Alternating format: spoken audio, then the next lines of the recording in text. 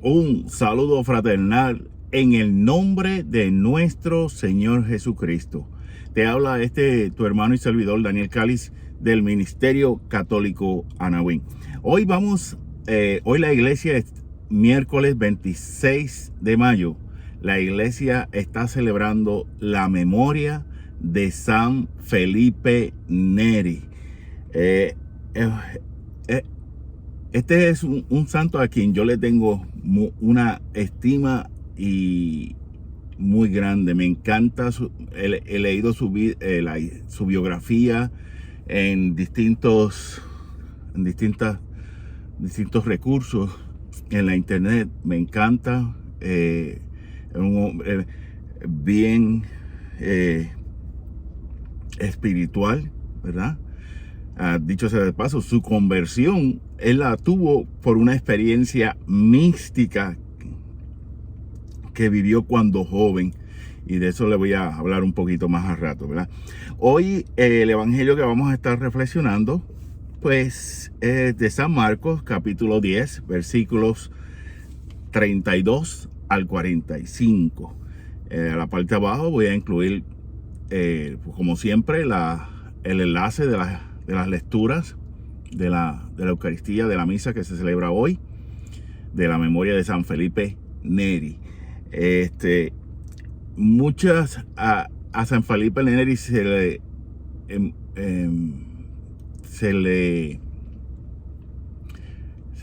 ve con la sotana, podríamos decir, con la vestimenta de cardenal roja. ¿Okay? Él llegó a ser cardenal, pero no estoy completamente seguro si en ese entonces yo creo que a él nunca lo llegaron a ordenar obispo. ¿Okay? Si alguien de los hermanos que esté viendo esta reflexión tiene más datos sobre eso, que me lo pueda hacer llegar y a escribir los comentarios, se lo voy a agradecer. ¿Ok? Vamos entonces a hacer lectura de este santo evangelio, como ya mencioné, San Marcos capítulo 10, versículo 32 al 45. Proclamación de la buena nueva de nuestro Señor Jesucristo según San Marcos. En aquel tiempo, Jesús y sus discípulos iban de camino a Jerusalén, y Jesús se les iba adelantando. Los discípulos estaban sorprendidos, y la gente que lo seguía tenía miedo. Él se llevó aparte otra vez a los 12 y se puso a decirles lo que iba a suceder. Ya ven que nos estamos dirigiendo a Jerusalén, y el Hijo del Hombre va a ser entregado por los sumos sacerdotes y los escribas. Van a condenarlo a muerte y entregarlo a los paganos. Se van a burlar de él, van a escupirlo, a azotarlo y a matarlo, pero al tercer día resucitará. Entonces se acercaron a Jesús Santiago y Juan, los hijos de Zebedeo, y le dijeron: Maestro, queremos que nos concedas lo que vamos a pedirte. Él les dijo: ¿qué es lo que desean? Les respondieron: concede que nos sentemos uno a tu derecha y otro a tu izquierda, cuando estés en tu gloria. Jesús les replicó: no saben lo que piden. ¿Podrán pasar la prueba que voy a pasar y a recibir el bautismo con que seré bautizado?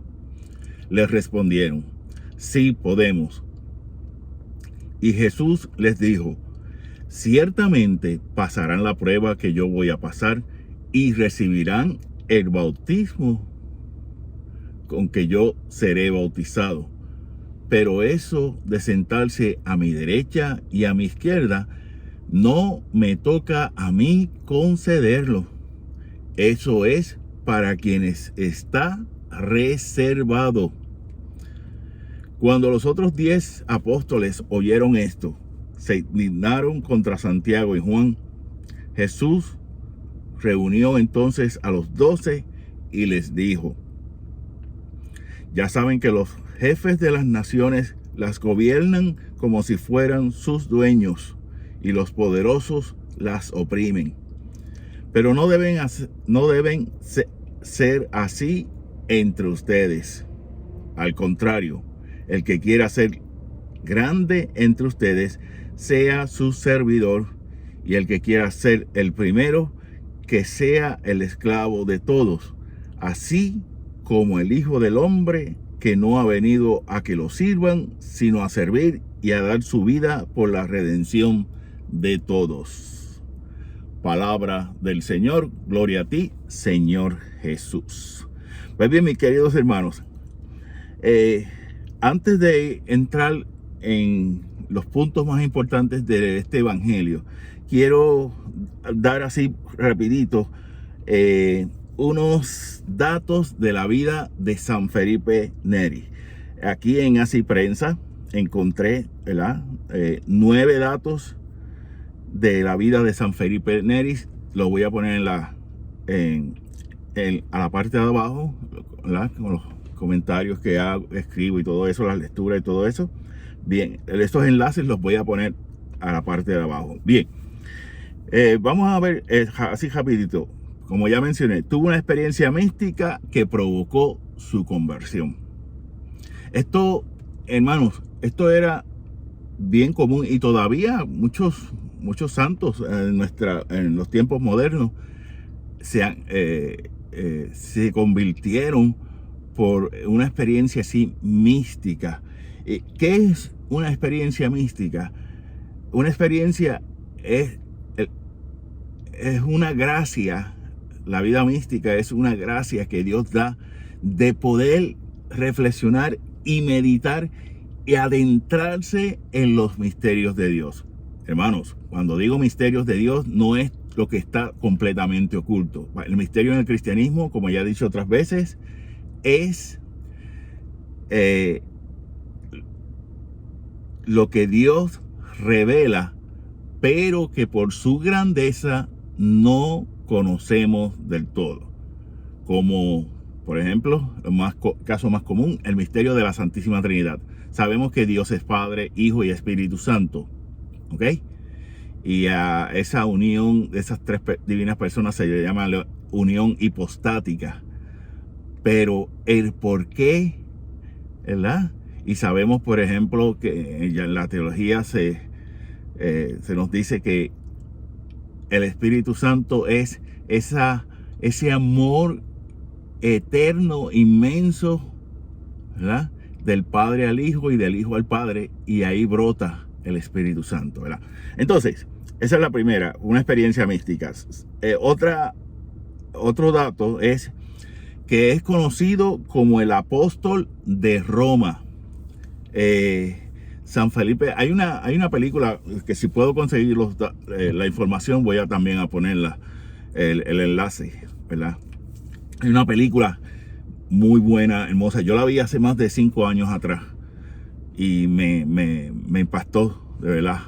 Una de San Felipe Neri. Trabajaba recogiendo niños, tenía un oratorio donde conseguía alimentos, les daba alimentos, les enseñaba la catequesis, les enseñaba a orar. Bueno, la película detalla todo eso. Como dije, si puedo conseguirlo, porque la vi hace más de 5 años en YouTube, le pongo el enlace también. Bien, tercero, es patrono, y esto me encanta porque es patrono de los humoristas. Se le conoce como uno de los santos, el santo de la alegría. Era alegre, jovial. Me imagino yo haciendo bromas, haciendo chistes, ¿verdad? Ahí bien sano, nada de...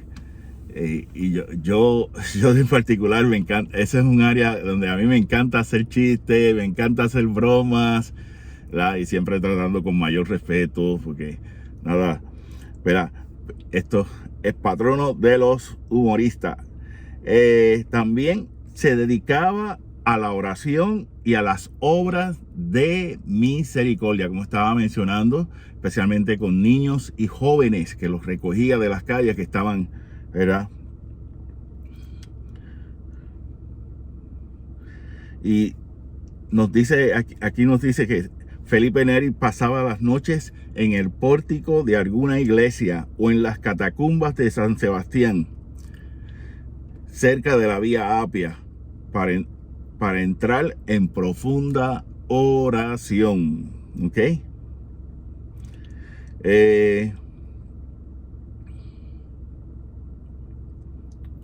Podía leer, otro dato también bien, este sí que podía leer el pensamiento de sus penitentes y levitar.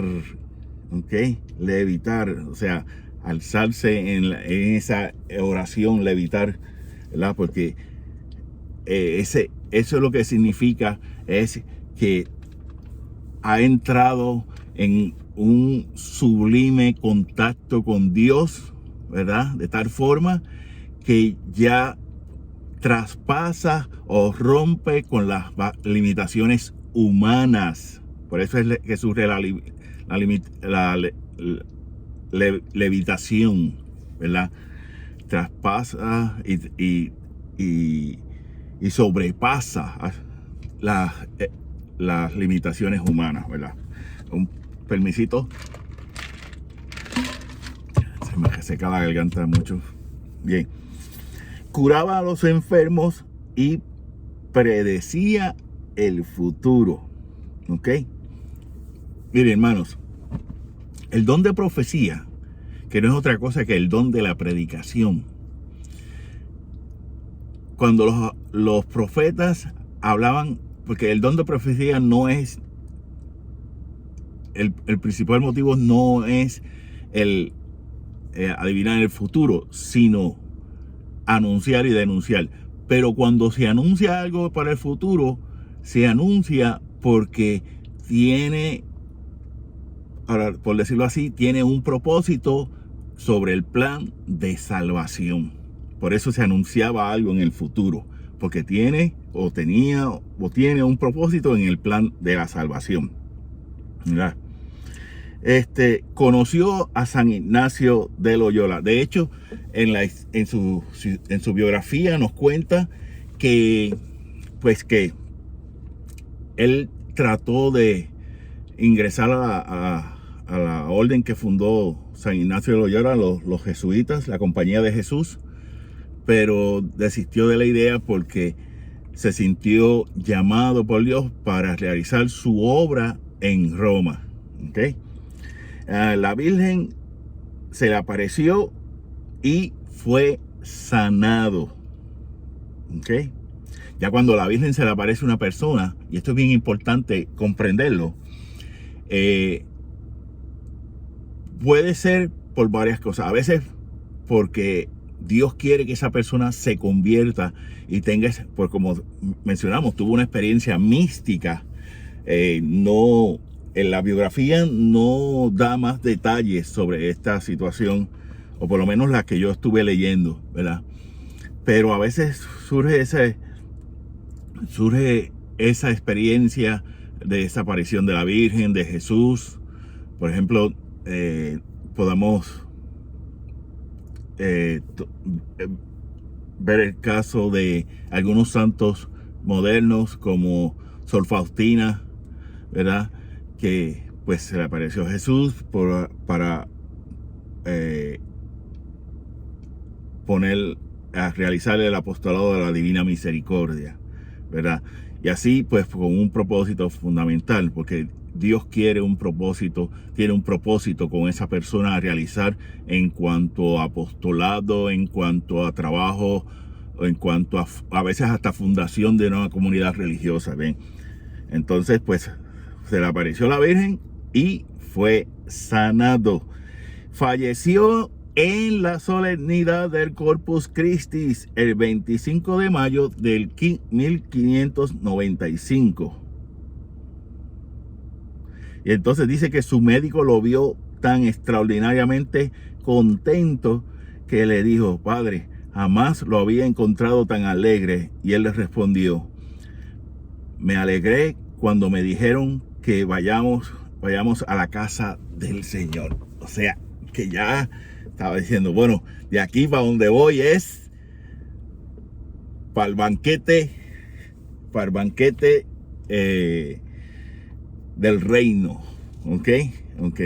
Bien, algunos datos sí, hay otras, tengo otra biografía que encontré, pero me voy a limitar por ahora en esto. Entonces, aquí unos puntos que quiero resaltar rapidito en este evangelio. San Marcos, capítulo 10, versículo 35 al 45. El Señor comienza diciéndole, bueno, esto es lo que vamos a Jerusalén y esto es lo que va a pasar. Punto.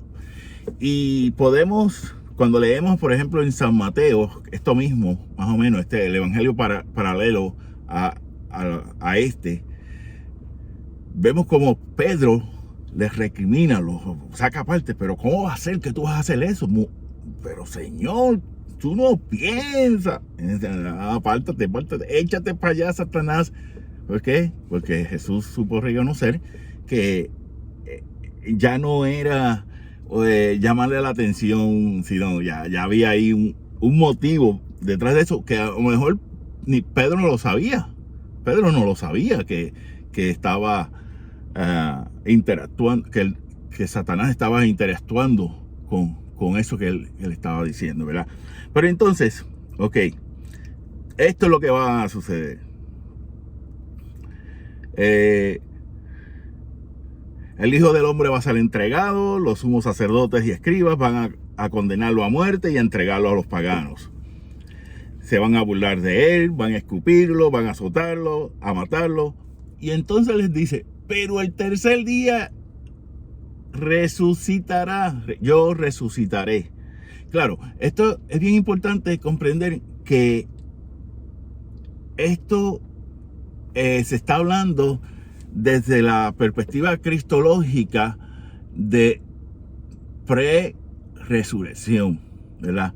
Los apóstoles, especialmente con la venida del Espíritu Santo, vinieron a comprender todo esto que Jesús había dicho ya desde de esa etapa post-resurrección, desde después de la resurrección. Una vez que ellos conocieron y vivieron ese momento del Señor resucitado y todo eso, ahí ellos comenzaron a comprender todo esto, pero antes no entendían ni papa. Sí sabían lo que el Señor estaba diciendo, porque el Señor hablaba el mismo idioma que ellos, hebreo, ¿verdad? O arameo para el idioma del pueblo, y el hebreo el idioma de la liturgia del templo, ¿verdad? Entonces, se acercan Santiago y Juan, los hijos de Zebedeo. Maestro, queremos que nos conceda lo que vamos a pedirte. Que nos sentemos uno a tu izquierda y otro a izquierda, derecha, pero ahí al ladito tuyo. Y el Señor le dice, no me toca a mí tomar esa decisión. Recordemos que Dios, ¿verdad?, en sus tres divinas personas, es un Dios de amor, pero a la misma vez es un Dios de orden. ¿Ok? Entonces, pues, el Padre tiene unas funciones, el Hijo tiene otras funciones, el Espíritu Santo tiene otras funciones. Y todos trabajan integrados, todos trabajan porque son una comunidad, es una comunidad perfecta de amor, ¿verdad? Una comunidad de amor perfecto. Pero, ¿ves?, hay ciertas decisiones que el Padre, ¿verdad?, es Padre porque engendró al Hijo. Y Jesús es el Hijo porque fue engendrado. Y entonces el Padre tiene por decirlo así, esa potestad para tomar unas decisiones, ¿verdad? Porque a veces pensamos que no, si Jesús podía decirle, pues Jesús podía saberlo. No, ¿por qué? Porque Dios es un Dios de orden, es un Dios de disciplina. Y a veces no sabemos entender eso. Y eso es bien importante entenderlo, de que Dios es un Dios de orden, es un Dios de disciplina. Por eso ha establecido su única iglesia bajo una disciplina. Y a veces se ve como algo fatal o algo malo la disciplina. No, no, no. La disciplina propiamente es hacer las cosas bien, cuando se tienen que hacer, como se deben hacer, ¿verdad? Muchas veces no nos va a gustar, pero lo hacemos, ¿verdad? Porque, por ejemplo, miren, yo fui militar y fui policía, pero esos eran trabajos de disciplina profunda disciplina, ¿verdad? Yo no podía hacer lo que me daba la gana. Yo tenía que seguir órdenes, tenía que seguir instrucciones, etcétera, ¿verdad? Bien, entonces, y vemos la otra contraparte, vemos cómo los otros 10 apóstoles se indignaron, porque estos dos le estaban pidiendo al Señor ese favor, ¿verdad? Pero ¿cómo va a ser que tú te atreves a pedirle eso al Señor? Y a veces en nuestras familias somos, pero ¿cómo te vas a atrever a hacer esto? ¿Cómo te vas a...? No. A veces, muchas veces, y esa no es la forma correcta de corregir. Por ejemplo, a un hijo. Y esta es mi opinión muy personal. Yo corrijo a mi nieta porque vive conmigo en mi casa y con mi esposa. Y cuando la tengo, mira mi amor, esto que hiciste no está bien por esto. Y trato con mucho amor, con mucha caridad fraterna, ¿ok? Porque a veces sí, hay que corregir, pero es importante en la corrección tener caridad fraterna, amor, corregir con amor, ¿verdad? Y entonces, pues, a veces no sabemos.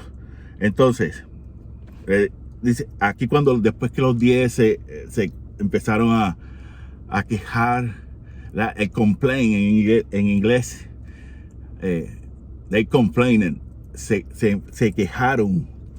Jesús le dice, si quieren ser los primeros, tienen que ser servidores. Si quieren ser, tienen que ser esclavos de todo, así como el Hijo del Hombre no ha venido a que le sirvan, sino a vivir y dar su vida en redención de todos. Miren, en nuestro bautismo recibimos lo que se llama la triple misión de Cristo, de ser sacerdotes, ¿verdad? Con lo que se conoce el sacerdocio común de los fieles, de todos los fieles. Aquí no hablo del sacerdote ministerial o ordenado. El sacerdocio ministerial ni ordenado, eso es lo que no hablo ahí, sino el sacerdocio común de los fieles. Sacerdotes, reyes y el reinado. ¿Para qué es el reinado? El reinado es para servir, porque Cristo fue rey, pero Cristo como rey sirvió a los demás. Miren, en la historia de la humanidad,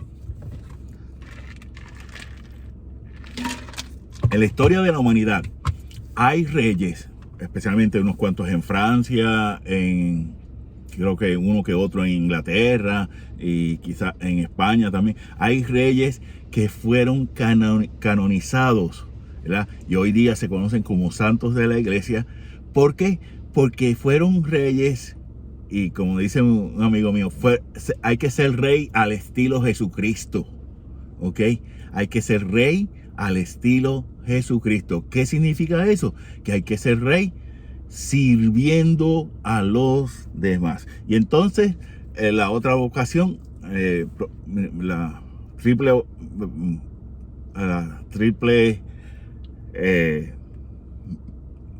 misión es el ser profeta. El ser profeta implica anunciar y denunciar, y no necesariamente adivinar el futuro, ¿verdad? A veces algún predicador que por su profunda experiencia de Dios, ¿verdad? Recibe, por decirlo, bueno, esta iglesia, esta parroquia en 10 años va a tener el doble pues eso se anuncia porque va en común acuerdo con se me olvidó ahora, con el plan de salvación. ¿Ok? Bien, bien, mis hermanos. Ya, pues, ¿verdad? O sea, lo importante, hay que servir, hay que ser rey al estilo de Cristo. O sea, sirviendo. Mis hermanos, 1.000.000 de gracias por darnos esta oportunidad de llegar a ustedes. Y te pedimos que si te gusta, dale like. Los videos los estamos poniendo en YouTube. Dale like y suscríbete a nuestro canal del Ministerio Católico Nahuín. Compártelo, por favor. Comparte estos videos para que sigamos creciendo en este trabajo de evangelización que vamos realizando. ¿Ok? Así que 1.000.000 de gracias y nos despedimos con la bendición del Padre, del Hijo y del Espíritu Santo. Amén.